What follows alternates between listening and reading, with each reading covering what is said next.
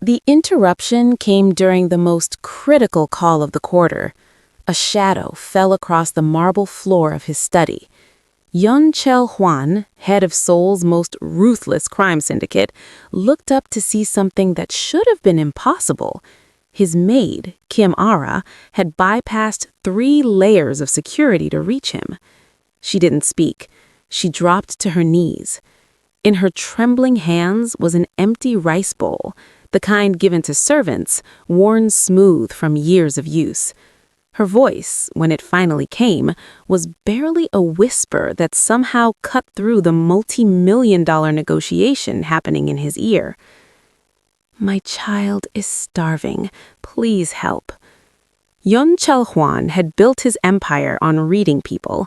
He knew the sound of manipulation, of calculated desperation, of theatrical pleas designed to extract mercy from monsters. But this woman's voice carried something that made his grip tighten on the phone. This wasn't fear of him. This was fear of something worse. She was willing to die at his feet rather than watch her son fade away. And in the world Yun Chel Huan controlled, where men crossed streets to avoid his shadow and rival bosses answered his calls with trembling hands, that meant her terror came from somewhere inside his own walls. In that moment, staring at the empty bowl on his pristine marble floor, Yun Chel Huan realized the enemy he'd been hunting in the streets had been feeding off his own household all along. Stay with me until the end, because what this Korean mafia boss does next will shatter everything you think you know about power, loyalty, and protection. Before we dive in, hit that like button, subscribe to the channel, drop a comment telling me where you're watching from, and share this story with someone who loves unexpected twists. Trust me, you'll want to discuss this one. Now, let's get started. Yun Chel Huan wasn't just another gangster in Seoul's underworld. He was the architect of an empire that stretched from Gangnam's glittering towers to the industrial wastelands of Incheon. Police chiefs deleted his number from their call logs. Politicians scheduled their campaigns around his approval. Business executives, both legitimate and otherwise, waited weeks for 5 minutes of his attention. But everything Yun Chel Huan had built rested on one unshakable principle, a code. His organization was brutal, yes, but it was supposed to be precise, controlled. There were rules about who could be touched and who was off limits. The weak, the children, the invisible workers who kept his world running smoothly, they were supposed to be protected, not preyed upon.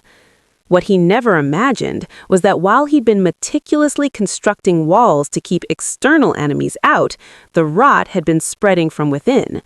Kim Ara had worked in the Yun estate for 4 years, moving through the mansion's gleaming hallways like a ghost. She cleaned the conference rooms where deals worth millions were struck. She polished the floors where blood had been scrubbed away more than once. She'd seen the briefcases, the late-night visitors, the cold efficiency with which Yun Chel Huan's world operated. But she'd never dared to look him in the eye, not until the day her 7-year-old son, Ji-ho, stopped asking when dinner would come. It had started 6 months ago, so gradually that Ara thought she was imagining it. Her wages would arrive late, then lighter. Excuses were made by Yun Chel Huan's financial manager, processing errors, bank delays, temporary holds. Ara, who had grown up poor and knew how to stretch every won, adapted. She cut her own meals to feed her son. She took on extra shifts. She said nothing because women like her had learned long ago that complaints only brought consequences. Then the threats began. Yun Chel Huan's right-hand man, the one who handled internal security, cornered her in the service corridor one evening. His message was simple: keep quiet about the money or her son would face consequences far worse than hunger. The mansion had many rooms, he reminded her. Some of them were soundproof. Ara had tried everything else first. She'd borrowed from neighbors until they had nothing left to give. She'd begged for advances that never materialized. She'd watched her boy grow thin, his bright eyes dulling, his laughter fading into the weak silence of malnutrition.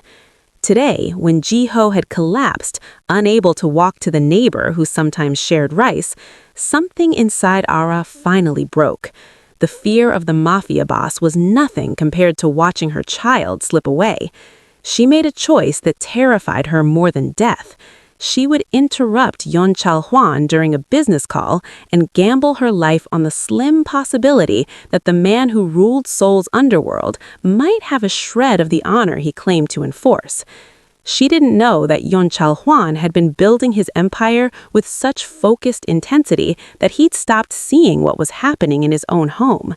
She didn't know that his lieutenants had been embezzling from the household staff for over a year, pocketing wages and skimming funds, confident that the boss was too busy conquering territories to notice a few missing paychecks. She didn't know that the man staring at her empty rice bowl was about to discover that absolute power means nothing if you can't protect the smallest soul under your own roof. Chol-won ended the call with a single word in Japanese, his voice carrying none of the chaos now unfolding in his study. He set the phone down with deliberate precision, the kind of controlled movement that preceded violence in his world. "Stand up," he said. Ara remained on her knees, her whole body shaking. Standing meant meeting his eyes, and meeting his eyes meant seeing whatever judgment waited there. "I said stand," not louder, but colder. She rose on trembling legs, the empty bowl clutched against her chest like a shield. Up close, Chol-won looked exactly as the rumors described, sharp-featured, impeccably dressed, with eyes that seemed to calculate the value of everything they touched. She forced herself to speak before courage abandoned her completely. "6 months ago, my wages stopped coming in full." The words tumbled out in a rush. First it was 10% missing, then 20%. Manager Kang said it was processing errors, that the bank was updating systems. I believed him because I had no choice but to believe him. Chol-won's expression didn't change, but something shifted in the air around him. He gestured for her to continue. Then he called me to his office, not during the day, at night when the hallways were empty. Ara's voice dropped to a whisper. He told me that deductions were permanent, that I should be grateful to work in a house like this at all. When I asked about my contract, he laughed. She paused, reliving that moment in the dim corridor outside the financial office. Manager Kang had stood too close, his breath reeking of expensive whiskey, his smile sharp enough to draw blood. He said you were too busy with important matters to care about servants' complaints. He said if I made trouble, there were rooms in this mansion where people disappeared, that my son was 7 years old and easily replaceable. The bowl trembled in her hands. He asked me if I understood what happened to women who didn't understand their place. For the first time, something flickered across Chol-won's face. Not sympathy, something harder, like iron heating in a forge. I stopped eating, Ara continued. I gave everything to Ji-ho. I borrowed from neighbors until they had nothing left. I took extra shifts cleaning offices at night, but the wages from those never reached my account either. Last week, Ji-ho stopped asking when dinner would come. This morning, he couldn't stand up.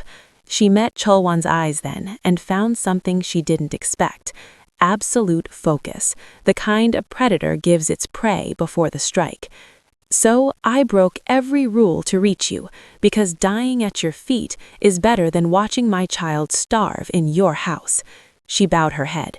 That's all I have to say. The silence stretched between them, like a wire pulled taut. When Chol-won finally spoke, his voice carried a cold finality that made the marble floor seem warm by comparison. Tell me his name again, your manager. Kang Min-jun. Chol-won picked up his phone and pressed a single button. Someone answered immediately. Bring me every financial record for household operations, 6 months back, and find Kang Min-jun. Tell him his boss wants to discuss processing errors. Chol-won's gaze dropped to the bowl Ara still clutched against her chest. He'd walked past thousands of objects in this mansion over the years, but he'd never really looked at them, not the way he was looking at this bowl now. It was cheap ceramic, the kind bought in bulk from wholesale markets. The glaze had worn thin around the rim from years of washing, revealing the rough clay beneath. A hairline clack ran down one side, sealed with what looked like food-safe glue. Someone cared enough to repair it rather than replace it. This was what his household staff ate from, while he dined on imported porcelain, worth more than their monthly wages. The people who kept his empire's foundation running scraped rice from bowls they had to glue back together. "Put it on the desk," he said quietly.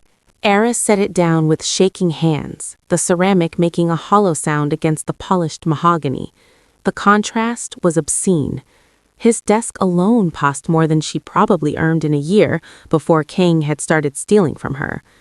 Chelwan had built this mansion as a fortress, every detail carefully curated to project power and control. The marble was imported from Italy, the artwork on the walls came from private collections most people would never see. Even the flowers in the entrance hall were replaced daily, a rotating display of seasonal perfection that cost more than most families spent on groceries.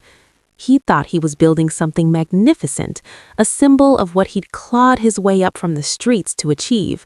But standing here, looking at a servant's broken bowl on his expensive desk, he realized he'd been constructing a beautiful lie. The luxury was real enough, for him, for the visiting crime bosses and corrupt politicians who needed to see evidence of his power. But what about the woman who scrubbed the blood from his conference room floor after negotiations went wrong? What about the cook who prepared his meals, or the guards who stood watch through the night? He'd implemented a code, rules about who could be touched in his organization. Children were off limits. Civilians who served useful functions were protected. He'd executed men for less than what Kang had done to Era. Yet somehow, right under his own roof, his people had been starving while he congratulated himself on running a tight operation. "How many others?" he asked. Era looked up, confused. "Sir? How many other staff has Kang been stealing from?" She hesitated, weighing loyalty to her fellow servants against the danger of speaking. "All of us, I think, but no one talks about it. We're afraid." Of course they were afraid. They'd learned that complaints meant consequences, that the magnificent house they maintained was only magnificent for those at the top. The rest survived in the cracks, invisible and exploited, too terrified to disturb the illusion of order. Chelwan picked up the bowl, feeling its weight in his hand. So light, so fragile, so easily broken. Just like the code he thought he'd been enforcing all along. "Wait here," he said, and walked out of his study with the bowl still in his hand. The security room was in the mansion's basement, a climate-controlled bunker where every camera feed from the estate converged into a wall of monitors. The guard on duty jumped to his feet when Chelwan entered, nearly knocking over his coffee. "Out," Chelwan said. The guard fled without a word. Smart man. Chelwan settled into the chair, still warm from the guard's body heat, and pulled up the archive interface. 6 months. That's when Era said it started. He entered the date range and began filtering footage from the service corridors, staff quarters, and administrative offices, the areas he never personally visited, the invisible infrastructure of his empire. The first clip appeared mundane enough, Manager Kang in the hallway outside the kitchen speaking with one of the cooks. But Chelwan knew how to read body language. The cook's shoulders were hunched, head bowed, hands clasped in front like a prisoner awaiting sentence. Kang stood too close, invading space, using his position like a weapon. Chelwan turned up the audio. "Your daughter starts middle school next year, doesn't she? Expensive uniforms, expensive books. Would be a shame if your wages needed additional adjustments." The cook nodded rapidly, backing away until she hit the wall. Chelwan's jaw tightened. He scrolled forward, sampling footage at random. The pattern emerged, quickly, brutally clear. There was Kang in the staff dining area watching a young maintenance worker eat. "Enjoying your meal? Remember, I decide how much you can afford to enjoy." The worker's chopsticks froze halfway to his mouth. Another clip, Kang cornering Era herself near the laundry room. Your son gets sick easily, I hear. Hospital visits are expensive. Keep that in mind before you think about talking to anyone." Era's face went pale and she practically ran down the corridor. More footage, more evidence. Kang wasn't working alone. Two of the senior security staff were involved, taking cuts of the stolen wages in exchange for looking the other way. They'd even joked about it on camera, laughing in the guard station about how the rats in the walls were too scared to complain. But what made Chelwan's blood run cold was the systematic nature of it. This wasn't opportunistic theft, it was organized exploitation, running parallel to his legitimate operation like a shadow syndicate. They'd created false budget reports, forged expense accounts, and built an entire infrastructure of corruption while he'd been too focused on external threats to notice the rot spreading inside his own walls. He found footage from 3 weeks ago. A maid collapsing in the service stairwell, too weak from hunger to carry the laundry basket. Kang stepped over her without breaking stride. Chelwan sat back, the glow of the monitors washing his face in cold blue light. He'd hunted men across Seoul for lesser offenses.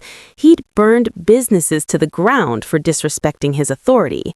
Yet here, in his own mansion, his people had been running a protection racket against the most vulnerable members of his household. He pulled out his phone and made a call. "Assemble everyone. Conference room. 1 hour. Everyone." Chilwan's driver looked confused when given the address. It was in Guryong Village, Seoul's last remaining slum, a place that existed like a scar on the city's glittering surface. His men offered to go ahead to secure the area, but Chilwan waved them off. He took only one guard, and they drove in an unmarked sedan rather than his usual convoy. The neighborhood was everything his mansion wasn't. Narrow alleyways twisted between structures built from salvaged materials and desperate hope. Laundry hung between buildings like surrender flags. The smell of sewage mixed with cooking oil, and somewhere a child was crying, though whether from hunger or pain, Chilwan couldn't tell.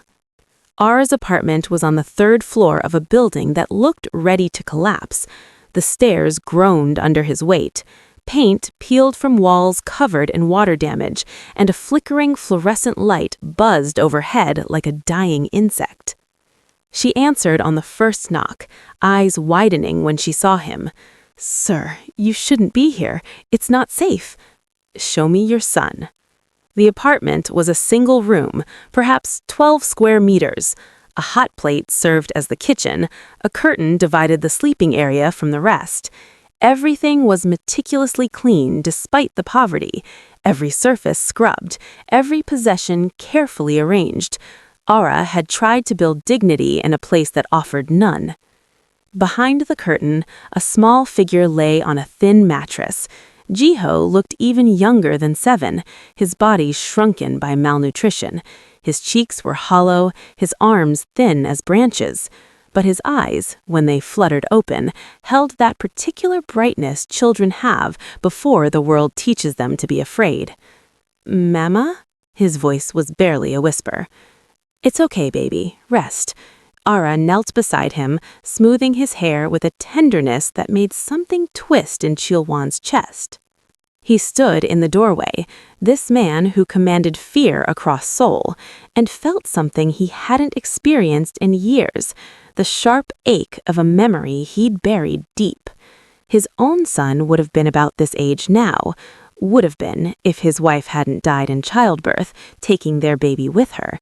He'd locked that grief away, channeled it into building his empire, convinced himself that power was enough to fill the void. But looking at Jiho, seeing the way the boy's ribs showed through his thin shirt, watching him struggle just to keep his eyes open, Chilwan realized something he'd been running from for years. He'd built walls to keep the world out, but he'd also locked himself in, becoming so isolated that he couldn't see the suffering happening in his own walls. This child was starving while Chilwan threw away more food than most families ate in a week. This boy was dying while he congratulated himself on maintaining order. When did he last eat? Chil-Wan's voice came out rougher than intended. Yesterday morning, half a sweet potato. He pulled out his phone. Send a medical team to this address, now. And bring food, broth, nothing heavy. His system can't handle solid food yet. He looked at Ara. Pack what you need. You're both coming with me. The conference room fell silent the moment Chil-Wan entered.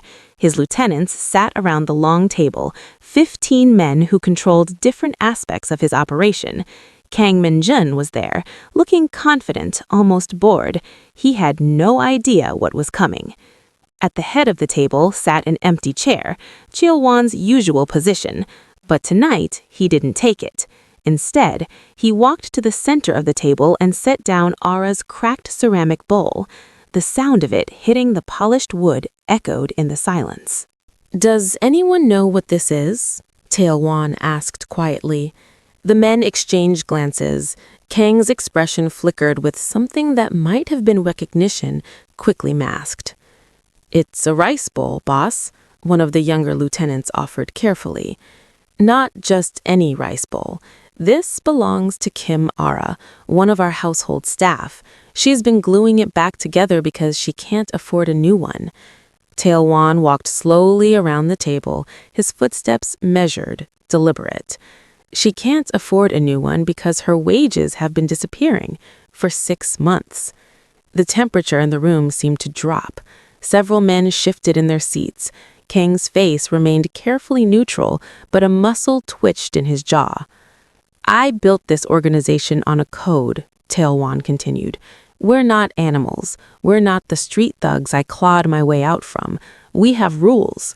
Children are protected. The vulnerable are protected. The people who serve us are protected." He stopped behind Kang's chair. Or so I thought. He produced his phone and connected it to the conference room's display screen. The security footage began to play. Kang threatening the cook. Kang cornering Ara. The guards laughing about rats in the walls. The maid collapsing in the stairwell while Kang stepped over her. With each clip, the men around the table grew more still, more careful. They understood what they were witnessing, not just evidence of theft, but proof of betrayal at the highest level. "This morning," Chil-Wan said, his voice dropping to something barely above a whisper, "I visited the home of Kim Ara's 7-year-old son. He weighs less than a bag of rice because the money meant to feed him has been lining someone else's pockets." He leaned down, his mouth close to Kang's ear. "While you've been stealing from my staff, I've been proud of the order I maintained, the efficiency of my household, the loyalty of my inner circle." He straightened. "Tell me, Kang, how much have you stolen?" Kang's confidence finally cracked. Sweat beaded on his forehead. "Boss, I can explain." "I'm sure you can. You always had a talent for numbers." Chil-Wan walked back to the bowl, placing his hand on it. "But first, I want everyone in this room to understand something. This bowl represents every person in my organization who trusted me to protect them, and I failed."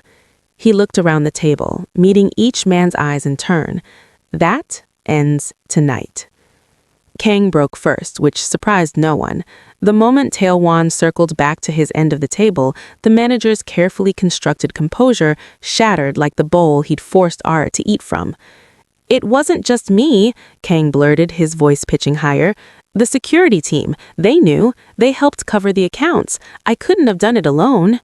The 2 security chiefs erupted immediately.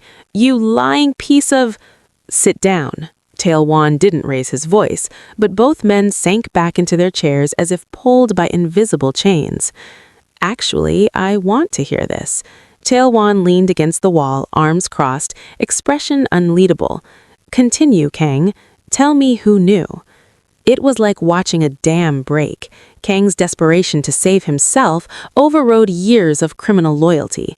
"Chief Han approved the schedule changes that kept staff working when you weren't home. Chief Beck deleted security footage of the collection meetings. Your accountant, Lee, he cooked the books to hide the discrepancies."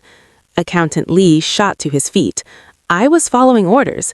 Kang said you approved the budget restructuring." "That's a lie." Kang's face flushed red. You suggested we could skim the household operations budget because the boss never audited it. You said it was invisible money. The room descended into chaos. Voices overlapped, each man scrambling to distance himself from the others, to paint himself less guilty, more coerced, simply following orders.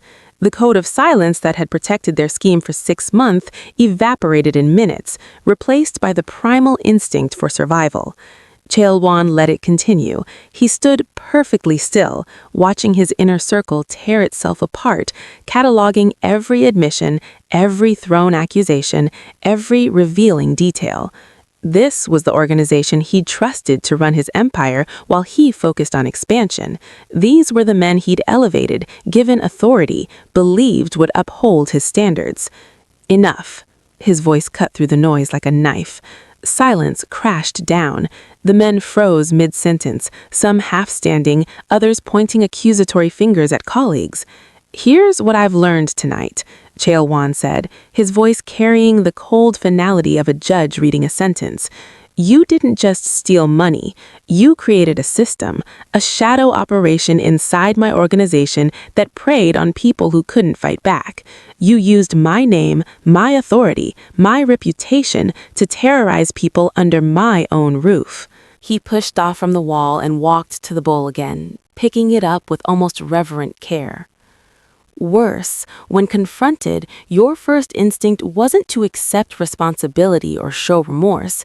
It was to devour each other like dogs fighting over scraps. He set the bowl down gently. "You've shown me exactly what you are."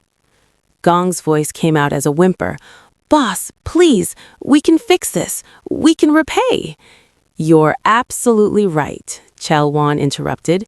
"You will repay every stolen won, but not the way you think." He pulled out his phone and made a call. "Send them in." The conference room doors opened and a team of lawyers entered, followed by 3 accountants carrying bankers' boxes filled with documents. Behind them came 2 police detectives, not the corrupt ones on Chaelwan's payroll, but straight arrows he'd contacted specifically for this moment. Gong's face went white. "Boss, what is this?" "Your retirement package," Chaelwan gestured to the lawyers. "Gentlemen, please explain." The lead attorney, a sharp-eyed woman in her 50s, opened a leather portfolio. Effective immediately, all assets belonging to Kang Ming-jun, Han Jae-sung, Bak Du-sik, and Lee Sang-ho are being seized. Bank accounts, property holdings, investment portfolios, vehicles, everything. We have signed court orders for civil forfeiture based on evidence of systematic wage theft and fraud. "You can't do this!" Chief Han lunged from his chair, but the detective stepped forward, hands resting on their holsters. "Actually, I can," Chaelwan said calmly. "See, when you steal from people, you create a paper trail. Every missing paycheck, every doctored account, every forged signature.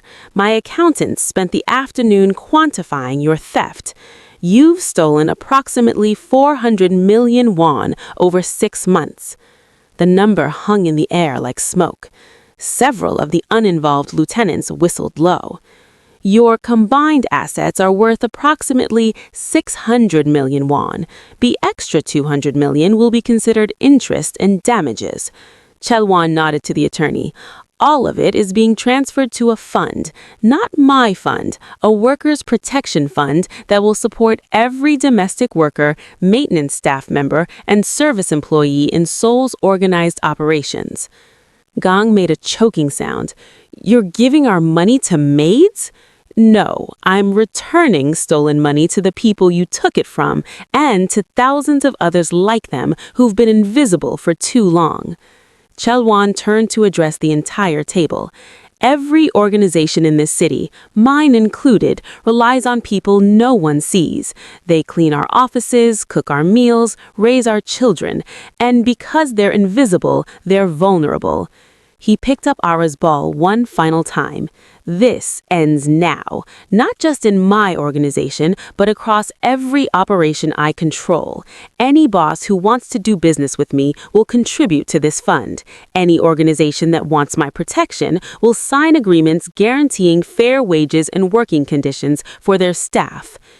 "You're insane," Lee whispered. "The other families will never agree." "Then they'll learn what happens when they refuse me." The temperature in Chelwan's voice dropped below freezing. "I didn't build my reputation by being reasonable." He looked at the detectives. "These four are yours. The evidence of their theft is documented. Whatever charges you can make stick, make them stick." As the detectives moved forward with handcuffs, Gong's voice rose in desperation. "Please, boss, we served you for years. We bled for you." "You bled others while hiding behind my name. That's not service. That's cowardice." The mansion's east wing had been empty for years, a series of unused guest rooms that Chelwan had kept locked and forgotten. Now, in the span of 48 hours, it had transformed into something he'd never imagined his home could be, a place of healing. Jiho's room was flooded with afternoon sunlight, the heavy curtains replaced with lighter fabric that let the warmth spill across the floor. A hospital bed had been brought in, along with monitoring equipment that beeped steadily, tracking the slow return from the edge. 2 nurses rotated shifts around the clock, and a pediatric specialist visited twice daily to oversee his recovery. Chelwan stood in the doorway, watching as one of the nurses adjusted Jiho's IV. The boy was sleeping, his breathing deeper and more regular than it had been that first terrible night when they'd rushed him here. Color was returning to his cheeks, though it would be weeks before he was truly healthy again. Ara sat in a chair beside the bed, her hand resting near her son's. She barely left his side, except when the nurses insisted. Someone had brought her new clothes, proper meals, a room of her own down the hall, but she seemed unable to believe any of it was real.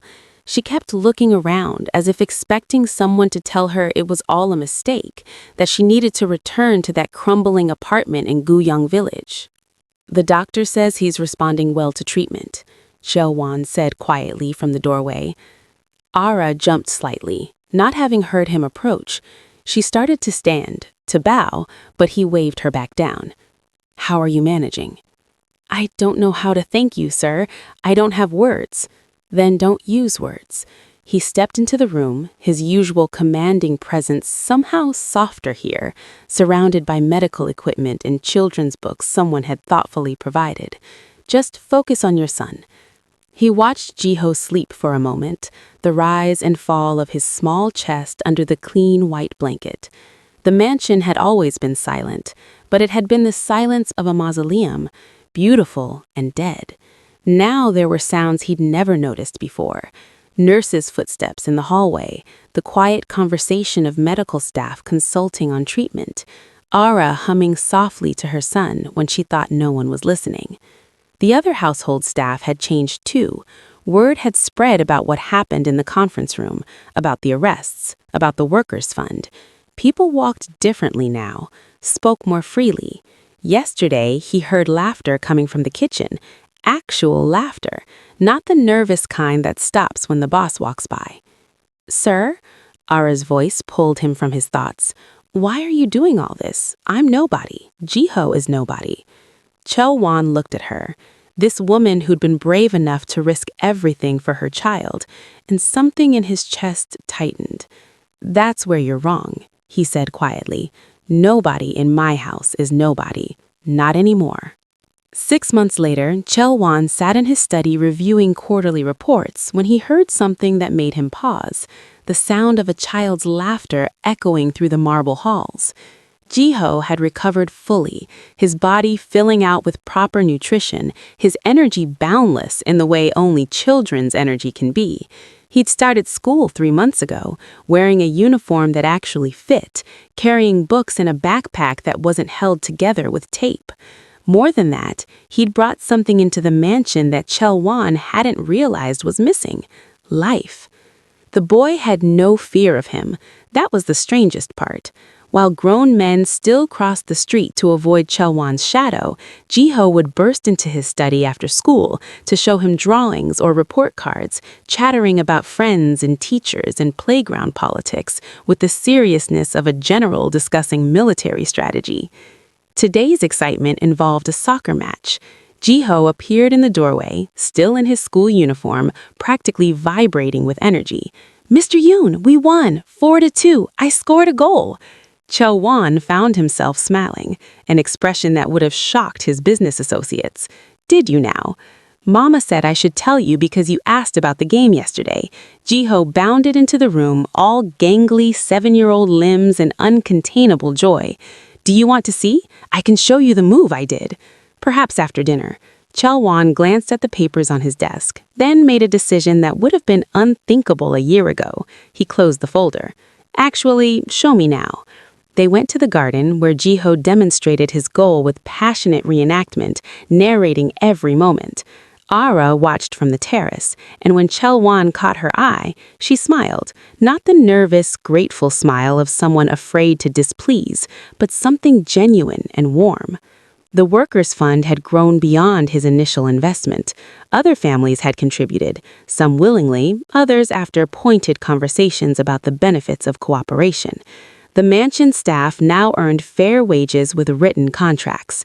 The service corridors had been renovated. The cheap ceramic bowls had been replaced, though Ira kept hers, a reminder, she said, of how far they'd come. His organization ran more efficiently than ever, but the fear that once powered it had been tempered with something else, loyalty that came from respect rather than terror. His people worked harder because they wanted to, not because they were afraid of what would happen if they didn't. That evening, after Jiho had gone to bed and the mansion settled into its nighttime quiet, Chelwan stood at his study window looking out over Seoul's glittering skyline. He'd spent years building an empire on fear, convinced that power came from making others tremble.